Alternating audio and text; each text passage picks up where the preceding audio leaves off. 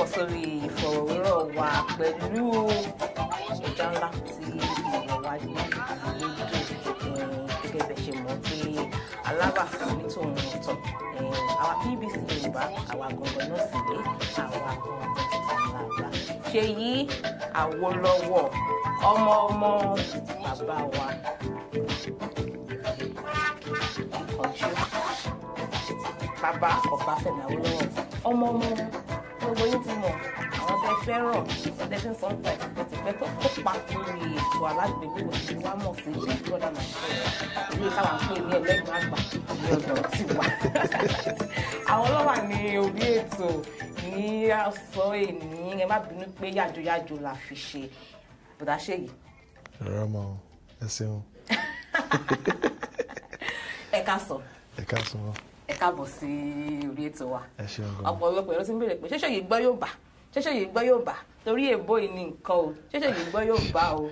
àgbọ̀ Yorùbá gbogbo tá a ṣe mọ̀ kò lọ dáadáa lẹ́nu aṣọ à ń try láti package dáadáa a máa tún máa padà lọ sí ilé ìwé fún Yorùbá so that ó máa wà pa lẹ́nu. kọ́ba wa dúpọ̀ pé ẹ gbọ́ ẹ kí àwọn olólùfẹ́ yín.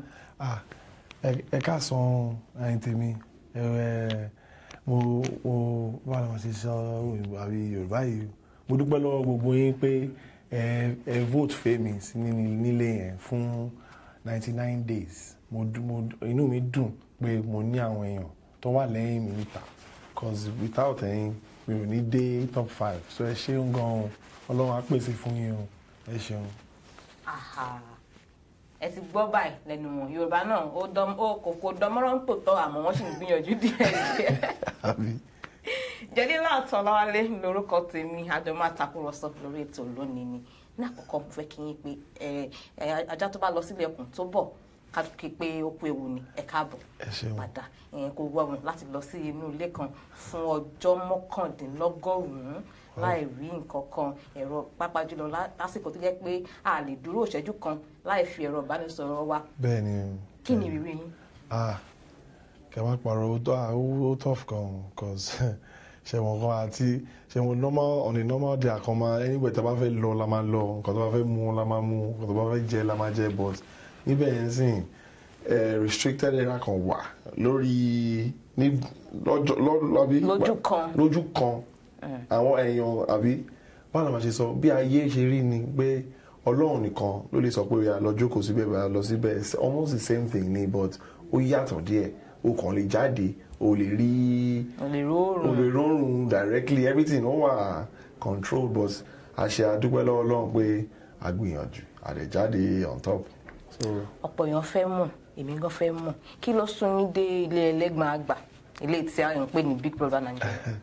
well ṣé mo nǹkan okay so everybody mọ̀ mí as Awolowo Seyi tí bá jáde àwọn àwò èmi kẹrẹ̀rẹ̀ mo ń try láti build orúkọ tèmi so that tí àsìkò bá tó fèmí kí n láti sọ̀rọ̀ máa lóhùn láti sọ̀rọ̀ síta. gẹ́gẹ́ bí Seyi. kò máa so that tí n bá lọ fọ́ǹbù ń ta wọn ò ní sọ pé Awolowo ló fà wọ́n máa sọ pé Seyi ló sọ ṣe ọ̀nà sáà mi pé èmi gangan mo wà responsible fún gbogbo actions fún gbogbo everything tí mo ń sọ tí mo ń ṣe so that wọ́n ní máa sọ pé mo ń desecrate orúkọ bàbá so mo try láti build orúkọ tèmi at the same time entertainer ni mi I'm in the entertainment industry so everything yàtọ̀ so mo láti lọ sọ́dọ̀ entertainment láti lọ get ohun mi pé ok Seyi Awolowo lélẹ́yìí o ó ń sọ̀rọ̀ ó sọ báyìí fún Seyi. kì í ṣe pé fún Awolowo. exactly so reason tí mo fi lọ sí ilé ẹ̀gbọ́n àgbà nìyẹn. ẹlẹ́gbọ̀n àgbà. ẹ ti gbà nígbà tá a fi síta pé à ń gbé yín bọ̀ àwọn olólùfẹ́ yín wọ́n ti fi ìbéèrè ránṣẹ́ sí wa ẹ jẹ́ kí n ka díẹ̀ lára àwọn ìbéèrè wọn ká tó wá tẹ̀síwájú láwọn tèmi gangan tí mo ti kó pamọ́ fún yín láti gbà tí ètò ọ̀hún tó ti bẹ̀rẹ̀ kájú ẹ̀ báwo kájú lù yíya ní ìyàbọ̀ ẹ̀yìn kájú ẹ̀ ó dá wa lójú. Ẹni Ọdẹ́yẹmí Olúwaṣọlá ó ní ọmọ ọdún mélòó gan ni Seyi Awolowo àti pé ṣé lóòótọ́ ni pé dókítà ni. ọmọ 30 ni mí 30 years ọmọ ọgbọ̀n ọdún and mi ò kí ṣe dókítà o. Orúkọ yẹn ó ti pẹ́ láti time tí mo ń ṣiṣẹ́ pẹ̀lú media àti me dynamics. Wọ́n ní program kan Dr. Dynamics, so mo máa ń play persona Dr. Dynamics yẹn fún, so láti gbà yẹn ni orúkọ doc yẹn ti stick.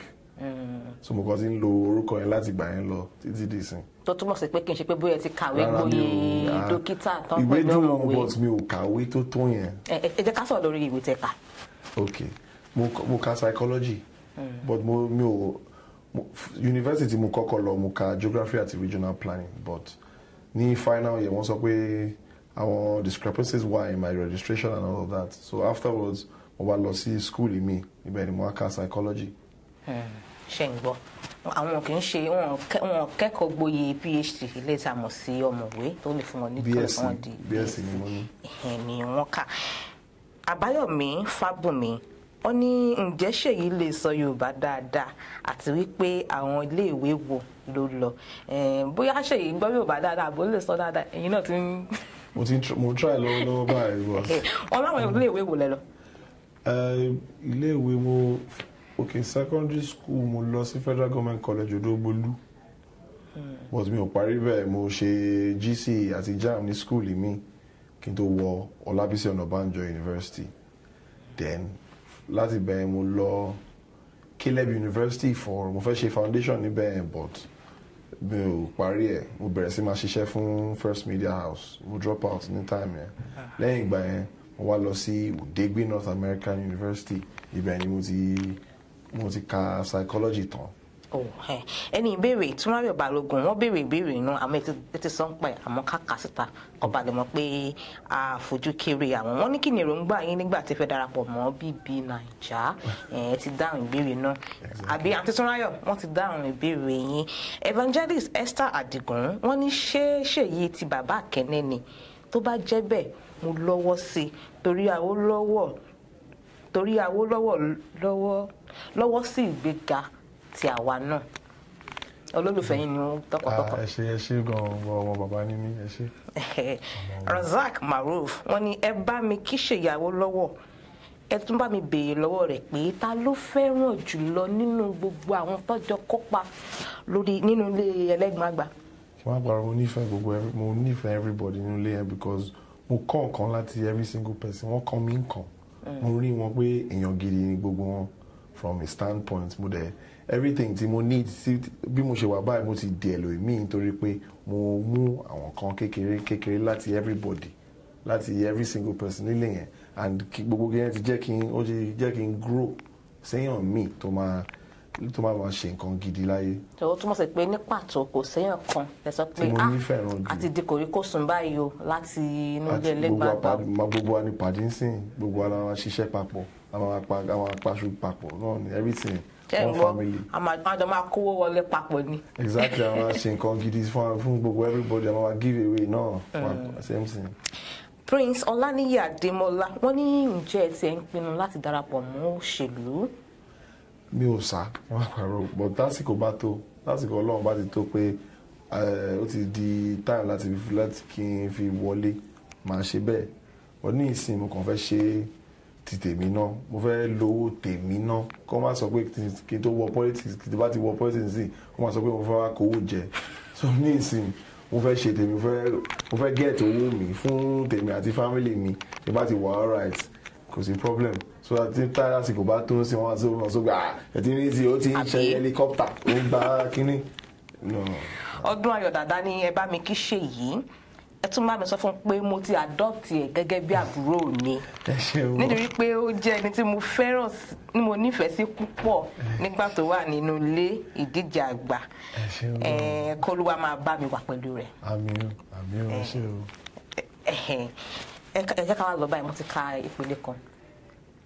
Nígbà tí ẹ wà nínú ilé Ẹlẹ́gbọ̀n-Àgbà oríṣiríṣi nǹkan ló ṣẹlẹ̀, oríṣiríṣi ìdíje lẹ kópa nínú ẹ̀, èdè àìyedè wáyé, ìtàkùrọ̀sọ náà ó lọ gbàtẹ tẹ̀yìn òtẹ tí ìmọ̀kan tó ń lọ ń ta à ń rí retweet for Tasha like for Seyi gbàtẹ tó jáde tán a tún rí retweet for Tasha like for Adéṣọlá ìyẹn olólùfẹ́ Seyi ọ̀pọ̀ ló ń sọ pé ṣé tí ìbá ṣe pé bóyá jákọ̀ tí ẹ̀ ṣẹlẹ̀ ṣé ó ṣeṣe kékeré bíá kí ọmọ oge kẹtẹ ẹ̀yìn àti Tasha kẹtẹ ta ọmọ oge sí ara yín lára báwo ni ìbáṣepọ̀ ẹ̀yìn àti Tasha fún mi lé. ọ̀rẹ́ mi ni Tasha kò sẹ́ni tí ọmọ tó dùn náà ni Tasha mi ò kí n keep a grudge against anybody tẹ́ bá ti rí ó gún mi on live television but mo lọ bá ṣọ̀rẹ́ so bí o àṣìbẹ̀ tó bá fẹ́ bá mi sọ̀rọ̀ sí máa bá sọ̀rọ̀ tó bá fẹ́ jáde a máa jáde mi ò kí ń fi nǹkan sínú bẹ́ẹ̀ fún èèyàn àtọ́ tó bá ti ṣẹlẹ̀ ó ti ṣẹlẹ̀ náà nìyẹn. ẹni ní Ṣèyí bá wa yọ ìgò ojú rẹ̀ Adébóyè Olúwaṣẹ́gun ọmọọba ológo ṣe ti rojú wọn dáadáa wọ́n ti yọ o Gabriel Ojo Awo Gabriel Fọlárin wọ́n ní ọmọ Yorùbá àtàtà ní wọ́n ṣe sàdánkátà fún yín ni o kó Sọ́líù Ọláọ̀rẹ́ Abíọ́lá ẹ̀sùn náà fi kàn yín wọ́n ní kò yẹ kẹ́ ẹ má gbọ́ Yorùbá dáadáa o torí ọmọ Awólọ́wọ̀ nìyí. tòótọ́ ọ̀rọ̀ rẹ sọ màá dẹ̀ lọ brush ẹ̀ ọ̀kan sí.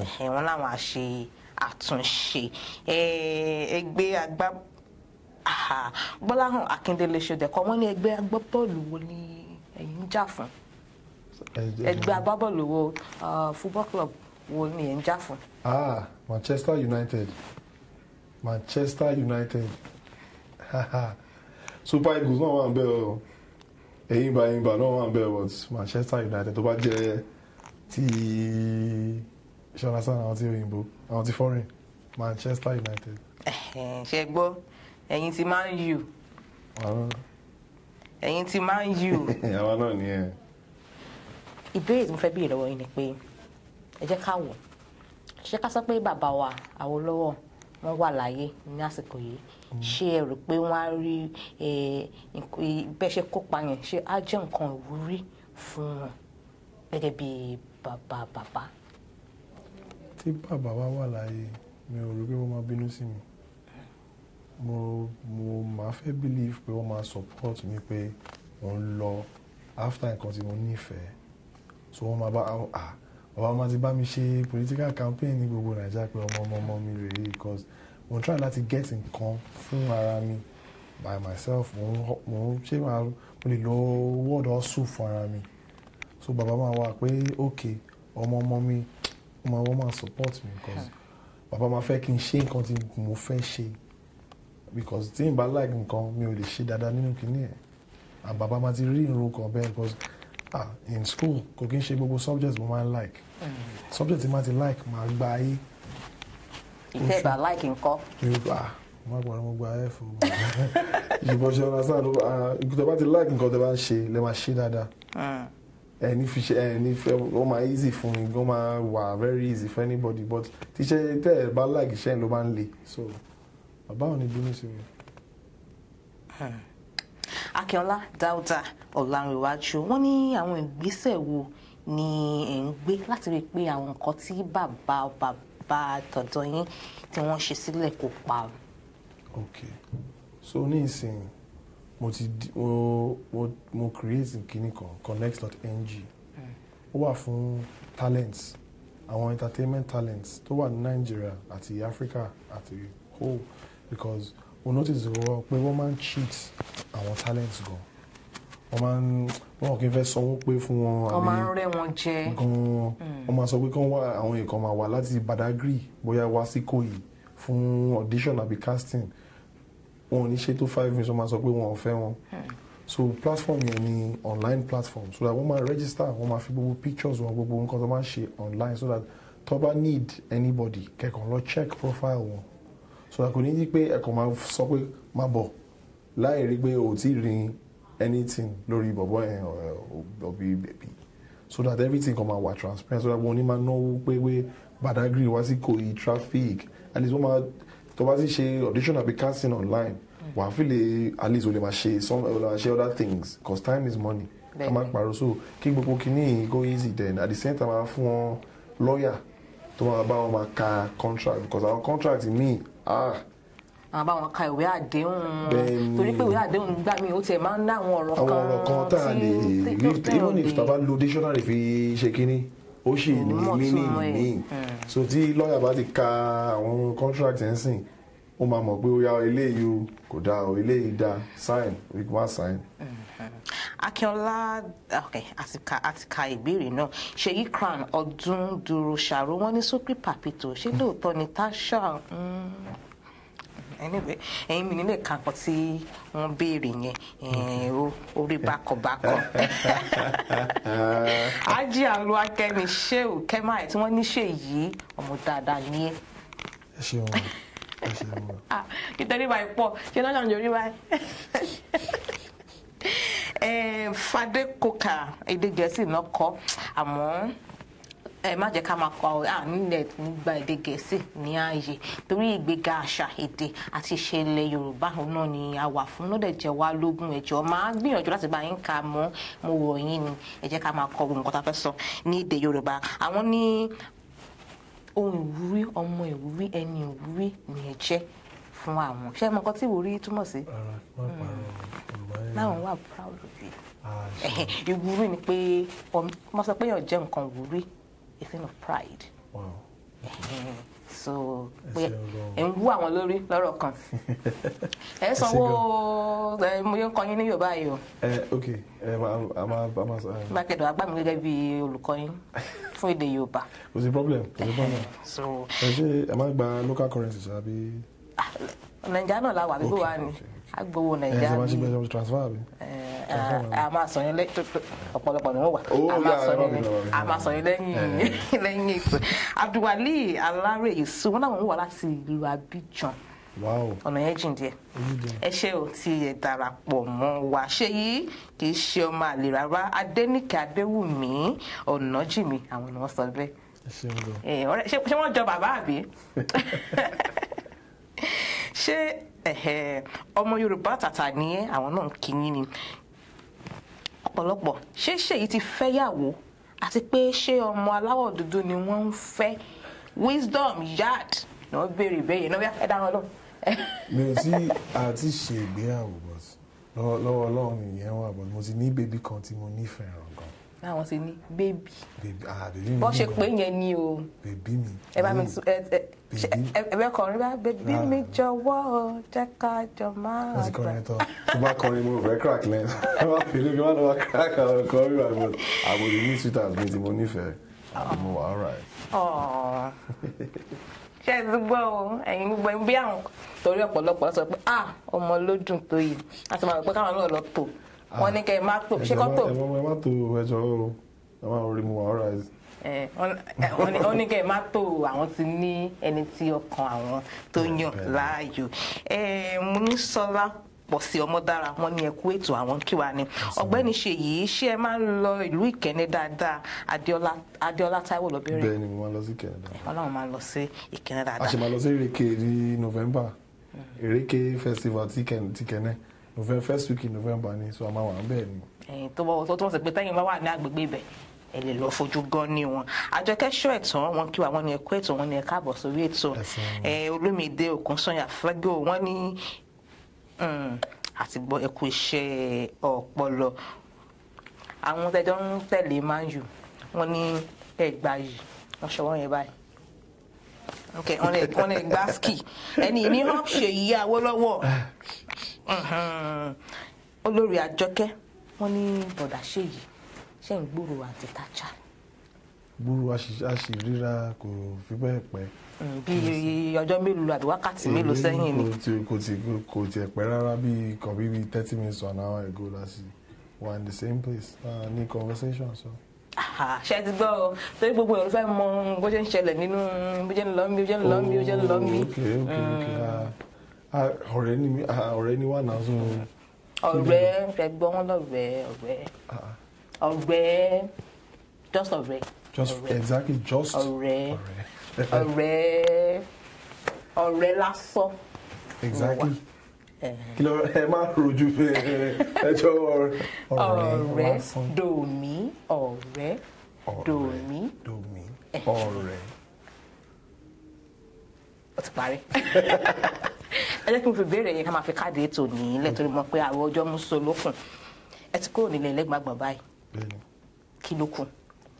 Àmọ́ ká tó lọ sí ìbéèrè tó fẹ́ káàdì ńlá yẹn, ìbéèrè kan à ń sọ kó tó di pé mo wọlé ká má gbàgbé torí mo mọ̀ pé àwọn èèyàn lè kẹ́kọ̀ọ́ ní àwa ní pàápàá jùlọ. A kà nínú ìwé ìròyìn ìpè nígbà kan ẹ̀sẹ̀ ti ṣe bẹ́ẹ̀ ni pé bóyá ìwònú fẹ́ mú yín ṣe bẹ́ẹ̀ ni fẹ́ gbà ẹ̀mí ara ẹni. A dúpẹ́ pé ìyẹn ti gbogbo yẹn ó ti wọlé àmọ́ kí ló fà á àti pé irú ẹ̀kọ́ wo ni ẹ rí kọ́ nínú ìwé ìrò bẹ́ẹ̀? Okay, so kíní ó ti pẹ́ gan mo sì wá secondary school nígbà yẹn ànìkan kékeré ni o but bẹ́ẹ̀ ṣe sọ ọmọdé ló ń ṣe mí but still but ẹ má bínú máa fi òyìnbó díẹ̀ sínú ilé because ó ṣe kíní bákan nígbà yẹn mo kéré mo mú nǹkan oníkan mo mú nǹkan dádì mi golden wristwatch ẹ ó ṣe kíní mo lọ fi ṣe big boys ní school tí mo wá padà wá dádì wá bínú dádì nà mí kan pé mo fumble because spare the rod and spoil the child. Then nínà yẹn mo wà very embarrassed pé èmi náà tó yìí. Exactly.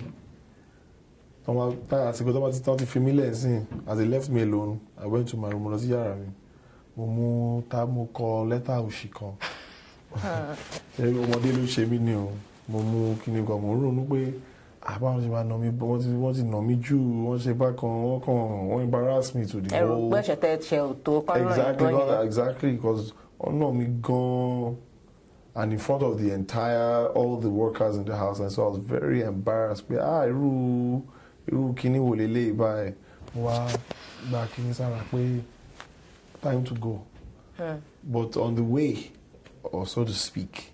Because next morning wọ́n wá sínú yàrá mi mo ṣe wà mo ní but ó ti lọlẹ̀ díẹ̀ bí everybody ṣe ń bẹ̀rù mo ń feel the love pé àwọn people wọ́n nífẹ̀ẹ́ mi gan because daddy mi gan sef ó rí mi mo dẹrù everybody and it was very bad and for a little reason I was just stealing a wristwatch. And just beating you. Exactly. Exactly. But now not to not mention, Kama Soro and when you're to lose job and all those kind of things. Life will always still go on. If it's that I had wasted myself at that point in time, mi ò lè ní chance láti di exactly máa ti lọ with the wind. But with life there's hope. As far as you keep believing. Exactly. Wà nǹkan máa jáde. Àsìkò Ọlọ́run ló bá ń pè. O lè rush anything. O lè máa rárá o lè fi abiyago alágo láti máa ṣiṣẹ́. Wà láti fara balẹ̀. Wà láti máa fara balẹ̀. Òwe lẹ́gbàá yẹn ṣe mọ̀ kó òwe lẹ́gbàá yẹn. So Yorùbá yẹn náà bad. Mo try mo try so. Yorùbá yẹn náà bàjẹ́. Despite anything tó bá ṣẹlẹ̀ ẹ kàn ní nígbàgbọ́ pé nǹkan dáadáa ṣì ń bọ̀ níwájú àbí lẹ́yìn àbí. So for me I just say anybody tó bá jẹ́ pé wọ́n lé ẹ níbi iṣẹ́ wọ́n sọ pé nǹkan wọ́n sọ no mọ̀ pé ọjọ́ kan tó bá ti sọ yes yẹn kọ́ wọn lọ ni is what it is tó o bá kọ́gbọ́n from experience wow I don't even know how I do. Ẹ̀ka wọ̀ lórí kan nínú ẹlẹ́gbọ̀n àgbà tó ti mú yín yàtọ̀ sí bẹ́ẹ̀ ṣe wọlé. Pé ìfọkànbalẹ̀ is a virtue so láti farabalẹ̀ ṣe nǹkan. Má ṣe wíri. Máa gragra o kì í ṣe everything na láti máa pariwo tó bá ti farabalẹ̀ wo everything tó bá ti ń ṣẹlẹ̀ wàá rí solution to every single problem. So mo sì pé ìkánjú òun pẹ̀lẹ́ ọgbọọgba ni. Bẹ́ẹ̀ni ìbínú ò dáa tó bá bínú sọ̀rọ̀ ò lè sọ nǹkan gidi o lè get the right answer tó akọ́ wọn wọ́n tó bá ti farabalẹ̀ kó breathe in and out tó bá ti. Omi kanlẹ̀ tó ń mú síta èmi inú èmi ta. Kí ló ń ṣẹlẹ̀? Okay tó bá ti farabalẹ̀ yẹn bẹ́ẹ̀ wà wá máa gbọ́ everything in a different light wà máa rí everything nicely pé okay o bóyá bọ̀bọ̀ yìí ò fẹ́ bú mi ó kàn ń sọ̀rọ̀ but nítorí pé mò ń bínú lọ́wọ́ mo rò pé bóyá ó fẹ́ ìfọkànbalẹ̀ láyé.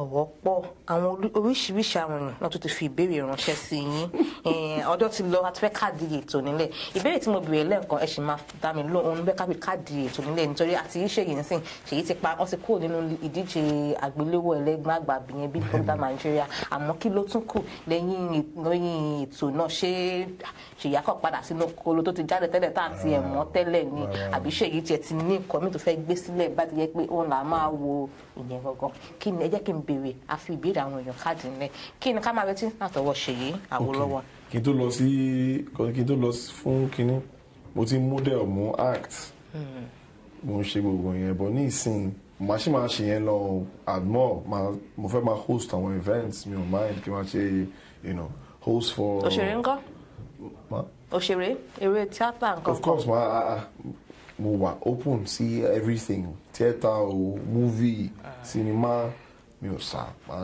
Ọlọ́run ti fún mi talent there màá lò pé lọ́wọ́ lẹ́yìn ìgbà mo ṣe fẹ́ máa ti package platform mi connect.ng because mo fẹ́ kí everybody ní level playing field láti máa dìyàn gidi ń gbòòrò so that everybody máa lè máa gba job kí wọ́n máa rò pé bóyá politics wọ́n ṣe politics mo mọ̀yàn everybody láti máa fi get oúnjẹ jẹ the right way ṣe you understand due process for getting jobs ni mo fẹ́ máa ṣe but at the same time movie o àwọn abẹ television theatre stage play everything na mama rí mi sí mama host gan sef and anything tó bá jẹ́ pé mo láti máa fi ohùn mi máa help àwọn èèyàn ohùn mi wà nílẹ̀ máa fóun lẹ̀ fún anything tó bá for the right cause everything goes.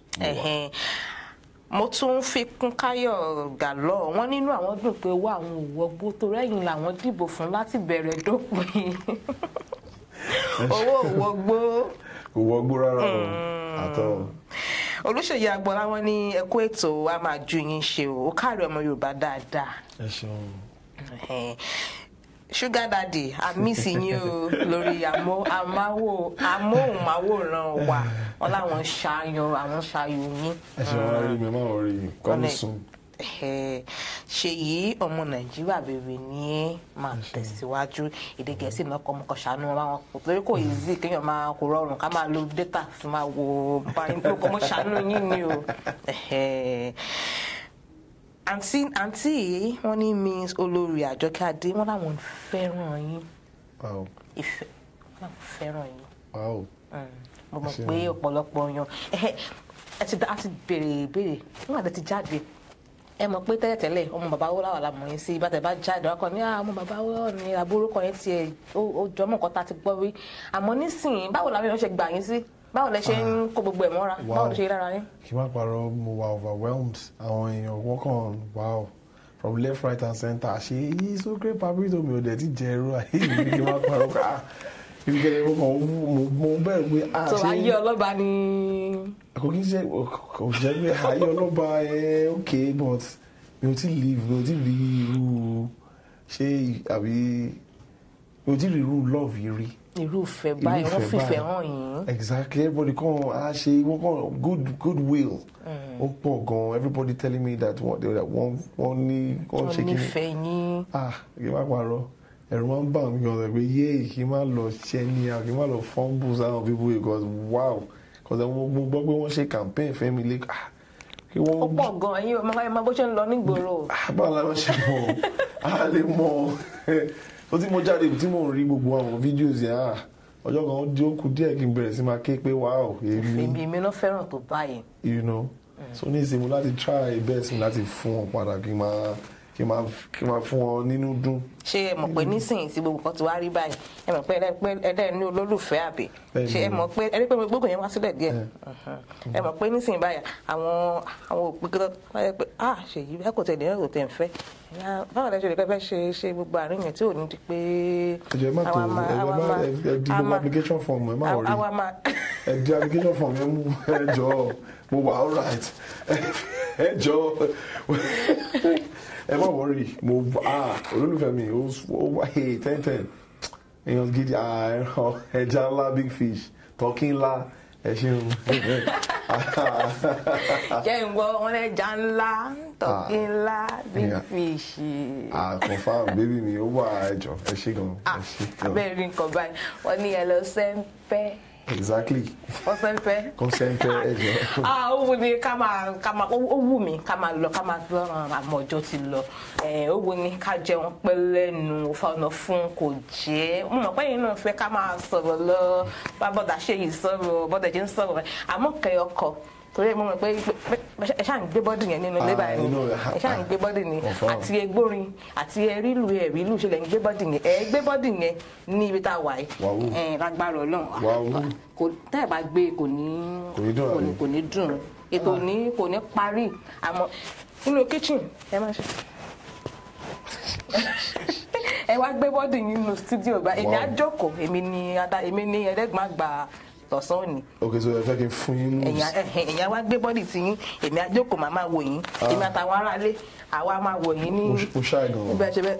mo ṣáà gan. àbẹ́ẹ̀ rí nǹkan báyìí ojú ń tì wọ́n ojú ń tì èmi náà ojú ń tì bọ̀dá ṣe yìí. mo láti ṣá.